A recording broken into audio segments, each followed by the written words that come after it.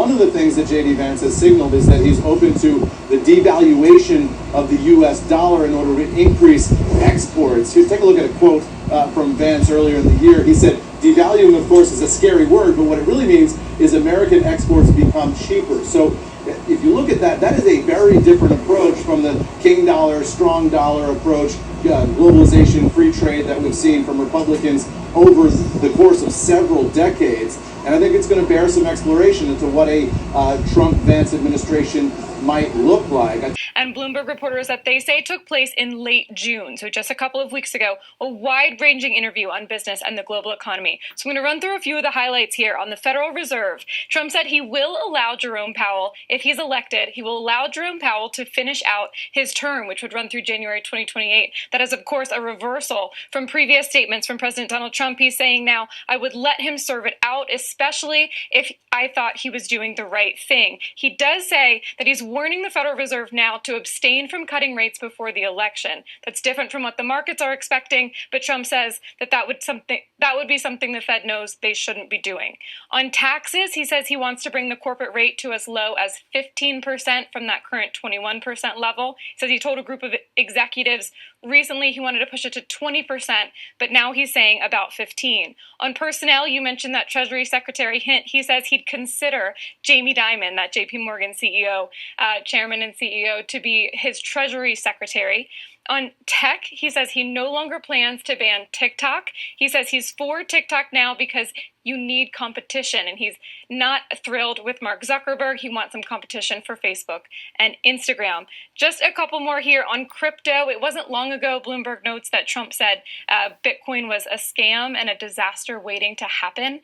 Now he says that it and other cryptocurrencies should be, quote, made in the USA. They say he framed it as sort of a practical necessity, that if the US wasn't on it, then China or somebody else would be. Quote, China is going to figure it out, and China is going to have it, or somebody else. And just one last one here, Carl, that I want to flag on geopolitics. He was asked about Taiwan, and Bloomberg says that at best, Trump was about lukewarm. Bid for cybersecurity startup Wiz, which one analyst yesterday called just the tip of the iceberg in a massive M&A cycle for big tech for 2025 if Trump wins.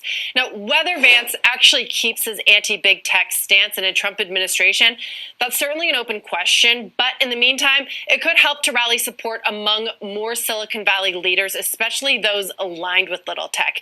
His ties go back to Peter Thiel, one of the first major tech figures to throw his support behind Trump in the 2016 election. More recently, Vance has been close to VC David Sachs and a growing circle of tech elites that have been switching camps ahead of the election. Mark Andreessen, Ben Horowitz, they're also planning to donate to Trump's reelection, CNBC is hearing. Keep in mind, though, guys, and you hit on this in the last conversation, anti-big tech and anti-M&A are two very different things. If support is in fact building among the VC community, as it looks to be, they still want exits, and they may ultimately prefer returns and liquidity to the politics of it all. Money speaks, put simply. Oh, yeah. Welcome to the Crypto Teacher.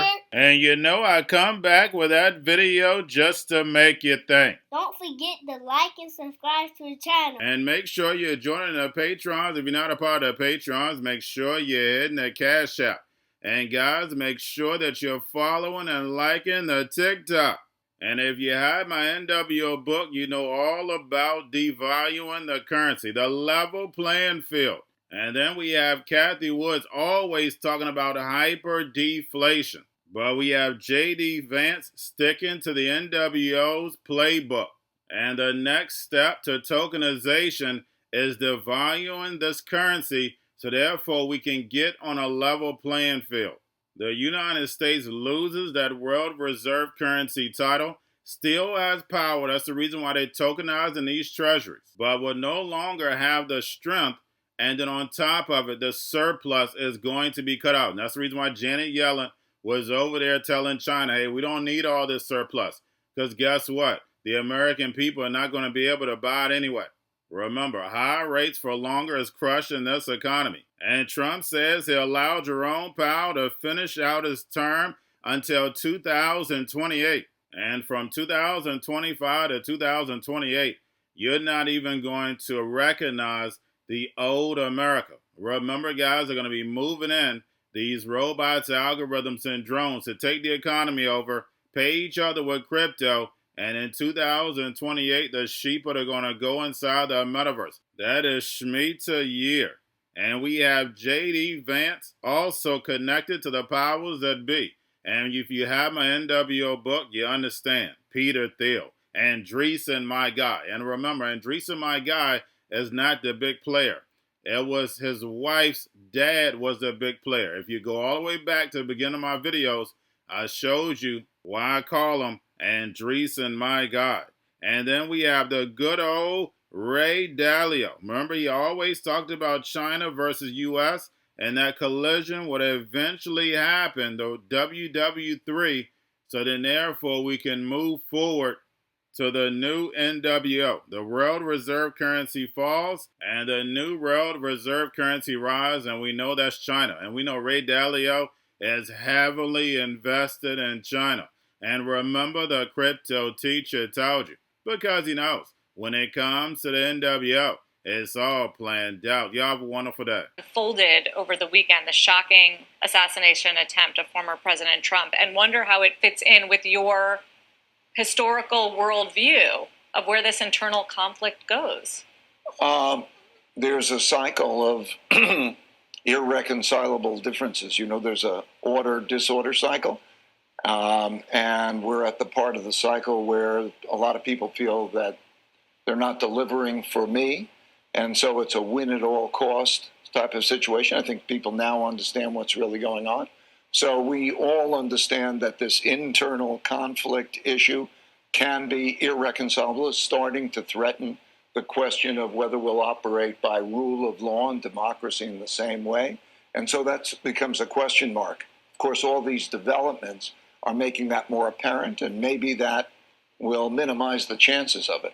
I was going to say, because your view, I think, and your concern was that if the Democrats won, the Republicans wouldn't necessarily accept the election results. Well, in the wake of all of this and what's been happening in the last few weeks, President Trump's odds have gone up materially, and so have the odds of a Republican sweep. So I do wonder if you think that diminishes the chances of a bigger conflict. Yes, I do, for the reasons that you said. In other words, if you have a Democratic sweep, I think that the risk is reduced. However, we still have these irreconcilable differences. What are they? Well, differences in wealth and values. Where's the money going to come from? And also, what types of lives are we going to live? It was mentioned, for example, children and sexuality, and these types of issues are big issues, and how will they be resolved? I think the odds have significantly switched in favor of Donald Trump winning, and perhaps, as you say, a sweep. So that creates a scenario, I think, that is more likely to imagine what that situation will be like, which means it'll be more like securing power in a way that will be different than democracy as we're used to it.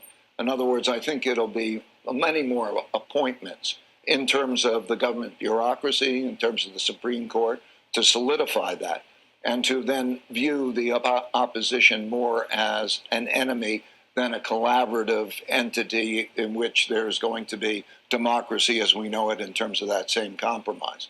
And then the question will be how those in the left will respond. And of course, those in the left, we don't know from the Democratic Party even who the leaders will be, essentially, and how far left it will be relative to the right. Going to a different economy, and we're going to be learning more about that as we go. But clearly, we're learning that things can be done from remote locations. We're learning that technology can replace people even more than we thought. We're not going back to the same economy. We're recovering, but to a different economy, and it'll be one that is more leveraged to technology. And I worry that that is going to make it even more difficult than it was for many workers. In Silicon Valley, and my friends who work in technology know that what we did to the manufacturing workers, we are now going to do to the retail workers, the call center workers, the fast food workers, the truck drivers, and then even bookkeepers, accountants, insurance agents, lawyers, and on through the economy. So what happened to the manufacturing workers is a very clear sign. And so we'll import Chinese-based CBDC technology. So it's going to be CBDC in a box provided to you by the People's Bank of China.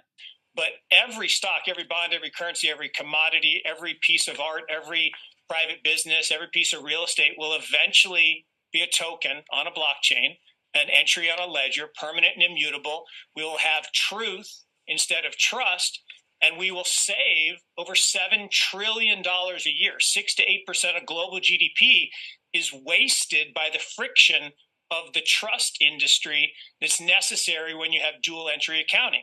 With triple entry accounting, which is what a blockchain is, we get rid of all of that friction. It's a beautiful future.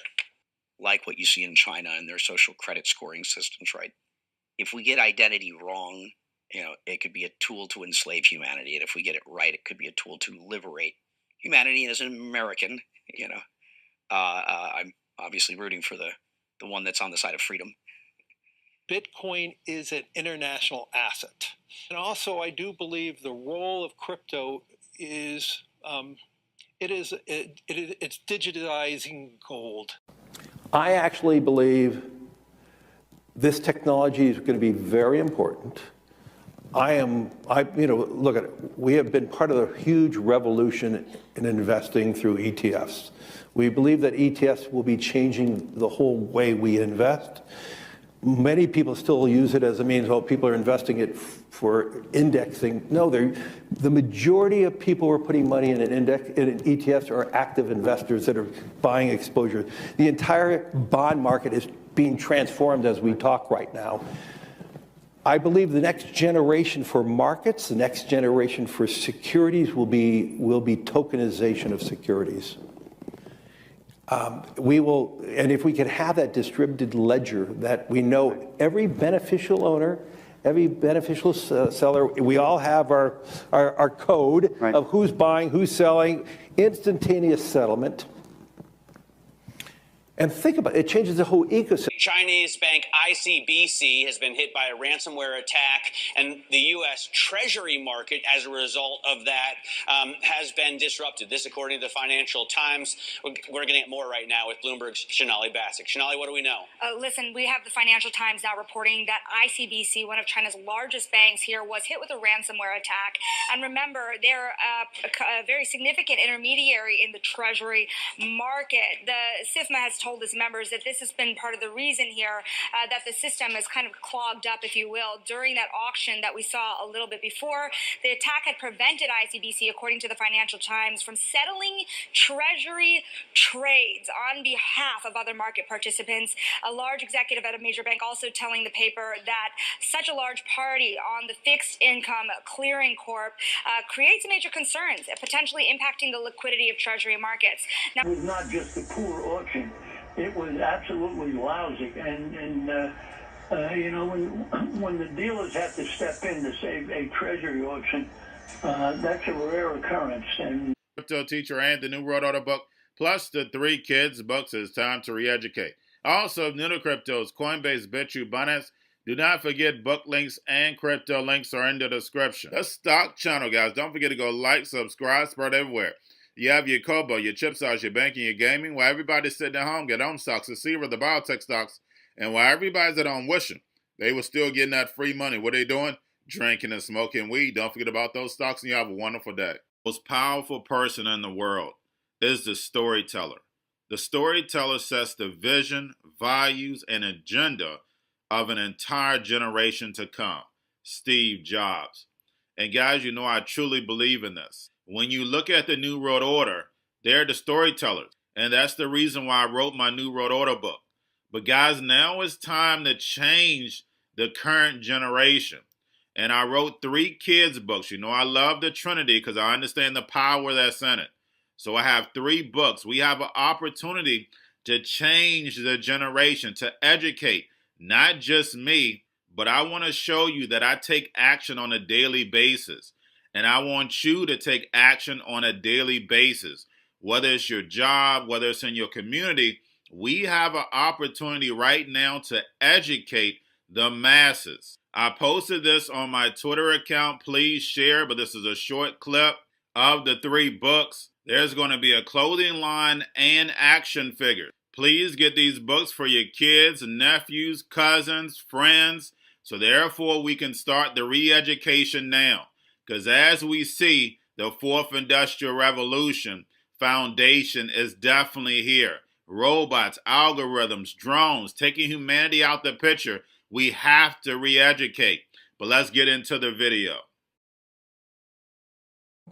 Part 1. King Joshua and Drama Tam save the village. Part 2. King Joshua and Drama Tam save New York from COVID Stories 3. Part 3. King Joshua and Drama Tam goes to China. It's mandatory to get part 1, part 2, and part 3 of this series. It's time to re-educate Generation Z.